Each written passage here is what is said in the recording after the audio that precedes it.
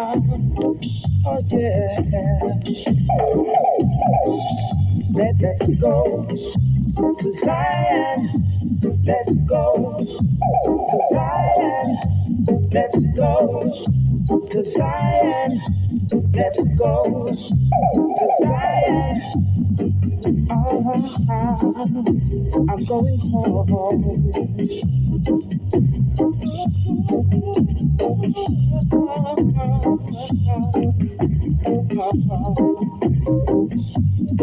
Zion is the only place where there is love and harmony. Zion is the only place where there is justice and equality. So let's go to Zion. Let's go to Zion. Let's go to Zion. I'm going home.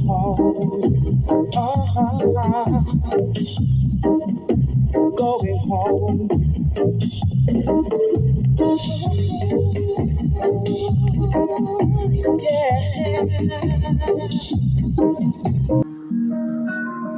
Shalom Yasharal, all praises and glory goes to Yahweh Hashem Yahushai, Hashem Rakakudash, double honors to the apostles of Great Millstone, and salutations to the elect men that's feeding the sheep of Yahweh Hashem Yahushai, in sincerity and in truth with this great gospel, man. You already know, it's coming out that beautiful Bible that belonged to us, that belonged to us, and guess what, we're going to run with it.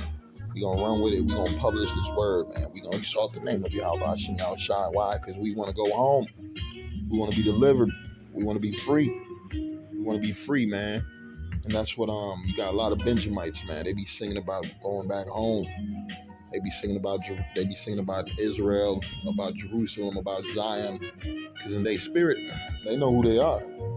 They know who they are, man. They might not have the zeal according to the knowledge, but man, they know they're the chosen people. They be mixing it with all that Haile Selassie bullshit. Yeah, all that king of Ethiopia. No, we ain't going no motherfucking Ethiopia, goddammit. Hell no, that desolate looking ass place. We ain't going no Ethiopia. We ain't finna go dwell amongst the Hamites. We finna go back to Israel, Jerusalem, Zion. That's what we're going to. It says Zion, the hill of Jerusalem on which the city of David was built. In Christian thought, the heavenly city. What? In Christian thought, the heavenly city, or the kingdom of heaven. The kingdom of heaven. That's where they want to go to. They want to go to the kingdom. The place of happiness, the place of peace, the place of pure prosperity, the place of Yahweh Hashem Yahushua, man. And we soon about to go home. That's why all these things are pointing to what? The destruction of this society, the end of this society, the end of the world. Yeah, the world's not coming to an end. It's just the rulers on the earth are coming to an end, man. Read Isaiah 14 and 1. It says, for the Lord, well, what's his name? For Yahweh will have mercy on Jacob. Who's Jacob? The children of Israel, and will yet choose Israel. Jacob and the children of Israel, the northern and the southern kingdom, and will set them where? In their own land. That's where we need to go back to Zion. The Lord going to set us in Zion. A monument. We're going to remember ourselves, man. We're going to go back to our memorial place. The king, and it's going to be set up perfect in the kingdom of heaven. Not like you see them people over there in the land of Israel. In that desolate ass land over there. Our land going to be fruitful. It's going to replenish lots of fruits. And we're going to be fruitful and multiply. And guess what? The land's so really not big enough to hold all of us. So the Lord got what? The Lord said, I go to prepare a place. For who? For the Israelites. Out in the galaxy, out in the solar system. These different planets. Yes, we're going to inhabit the different planets. Esau, why you think he's showing you movies trying to escape the earth and go to these different planets? He's finding planets with, what are you looking for? Can humans survive on these planets? They're looking for water on these planets. They're looking for plant life. They're looking for any kind of life on these different planets because they already know. One day somebody's going to go to these planets. I'm going to read, for the Lord will have mercy on Jacob and will yet choose Israel and set them in their own land. And what? And the strangers, who are the strangers? Our fellow Israelite brethren who look like these other nations who don't know who they are. And the strangers shall be joined with them, and they shall cleave to the house of Jacob, and the people shall take them to the place, and the people shall take them to the place, shall take them and bring them to their place. And the house of Israel shall possess them in the land in the land of Yahweh for servants and handmaids. And they shall take them captives, whose captives they were, and they shall rule over their what? Oppressors. That's what's about to happen. We're going to assemble ourselves with the rest of our brethren. We're going to go back home and we're going to enslave the other nations. That's clearly what that verse is saying. And it says, and it shall come to pass that in that day the Lord shall give them rest, shall give thee rest from thy sorrow, and from thy fear, and from the hard bondage wherein thou was made to serve. Yeah, this captivity is coming to an end. I'm reading the book of Ezekiel 11 and 17. It says, therefore, say thus saith Yahweh power, I will even gather you from the people and assemble you out of the countries where you have been scattered, and I will give you the land of Israel. We about to get our land back.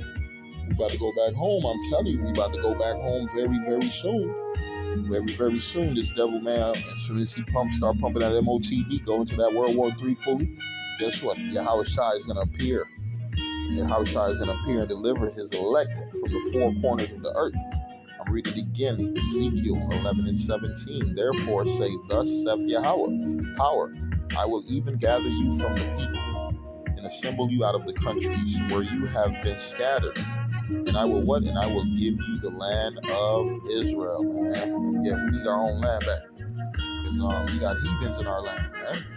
Read Psalms 2 and 6. Yet have I set my king upon the holy hill of Zion, Jerusalem. That's where we're about to be going back to, man, our homeland. These people right here, you got heathens in our homeland. What, the homeland is desolate. Matter of fact, yeah, it's a curse because we're not in that land over there. It says water from air. Israeli firm helps bring drinking water to Gaza. A machine developed by an Israeli firm that can turn air into water using only the power of the sun is helping to bring much needed drinking water to the Gaza Strip, where a lack of rainfall and poor infrastructure is leading to a worsening water crisis. Oh my God, I thought these guys were God's chosen people. I thought they were filthy rich. They control Hollywood, they control the news, the media. They got all the money, but they can't get no water.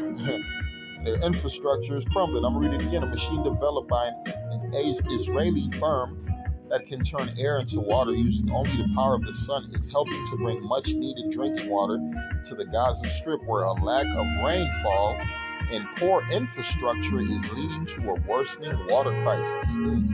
Yeah, I don't want to go there right now. I'm waiting for the Lord to cleanse that land. It says Israeli soaring population, promised land running out of room.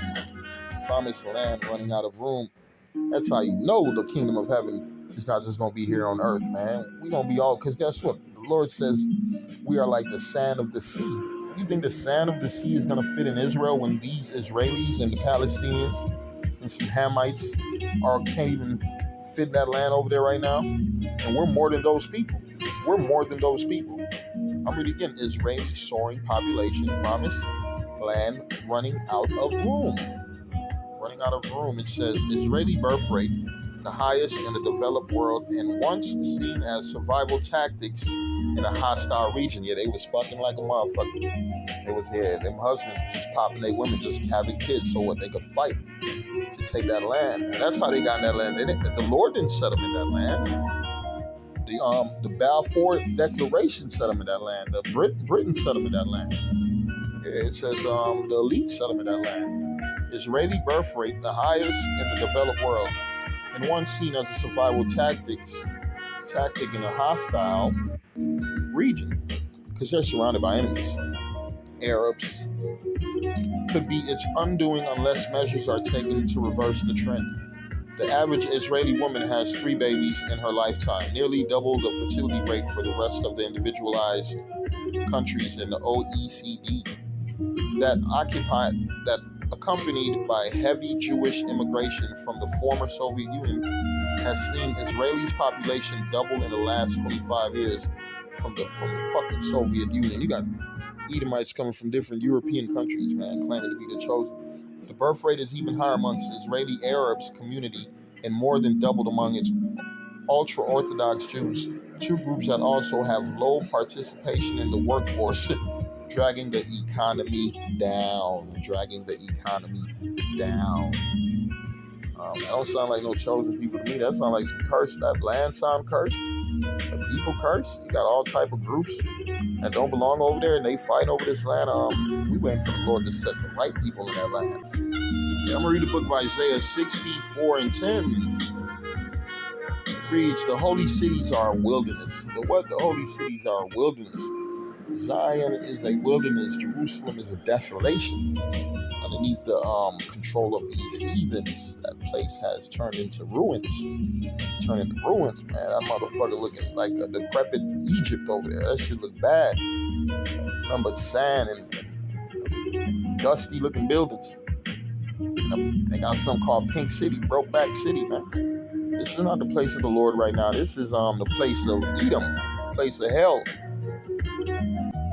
I'm going to read the book of Isaiah 1 and 7. It says, "What? Your country is desolate. Your cities are burned with fire. Strangers devour your land in your presence." And it is what? It's desolate. As overthrown by who? Strangers. That's who's over there right now. Strangers.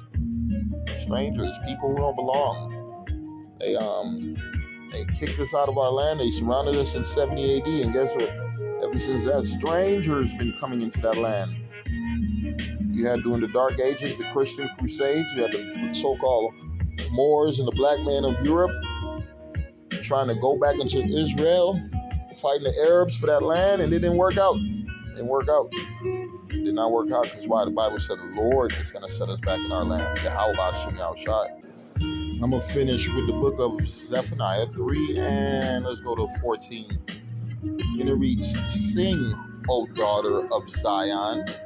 Shout, O Israel. Be glad and rejoice with all heart, O daughter of Jerusalem. Yahweh have taken away thy judgments.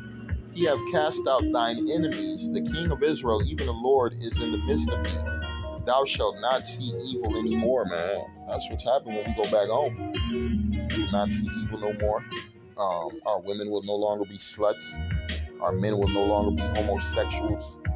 And heathens will no longer get to rejoice in our land. Let me read it again. "Sing, O daughter of Zion. Shout, O Israel. Be glad and rejoice with all heart, O daughter of Jerusalem. The Lord have taken away thy judgments. He have cast out thine enemy. The King of Israel, even the Lord, is in the midst of thee. It says, thou shalt not see evil anymore. In the day it shall be said to Jerusalem, fear thou not. And to Zion, let not thy hands be slack. The Lord, thy power, is in the midst of thee." That's what we need. The Lord to be in the midst of us. Is right now, we in the midst of the devil. The devil's in the midst of us, man. That's why nothing's going good for us, man. That's why these enemies get to rejoice and have fun in our land, man.